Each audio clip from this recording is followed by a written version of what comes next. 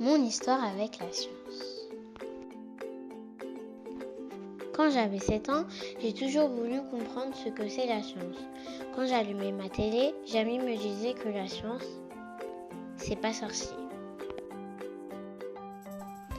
Le temps est passé, je suis alors rentrée en classe de 5e au collège Paul-Éluard d'Evry. J'ai retrouvé plein de copains et copines qui eux aussi ont toujours rêvé de faire de la science. Notre principal, Monsieur 7, a tout de suite remarqué notre intérêt pour la science. Il a demandé à une équipe très spéciale de venir nous aider à faire de la science. C'était des étudiants de Télécom Sud Paris, l'école d'ingénieurs juste à côté du collège. Les étudiants sont arrivés avec leur matériel un jeudi d'octobre dans notre salle de cours d'SVT. Ils étaient 9. Dugvin, Ismaël, Némi, Reda, Rémi, Valérian, Vincent, Young et Yuxi.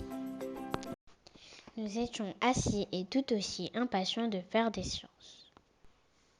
Dans nos têtes, on s'imaginait déjà faire de la science tout en s'amusant. Un peu comme ça. It might seem crazy what I'm about to say. Sunshine, she's here, you can take a break. I'm a hot air balloon that could go to space. With the air, like I don't care, baby, by the way. Quelle déception! Mais en réalité, cela s'est plutôt déroulé comme un cours habituel de physique. Un étudiant était au tableau et nous balançait des formules et des mots scientifiques barbares. On a alors décidé de ne plus venir à ces séances. J'imagine d'ailleurs leur tête quand ils se pointaient le jeudi et voyaient qu'il n'y avait personne dans la salle. Mais ils ont choisi de changer la forme.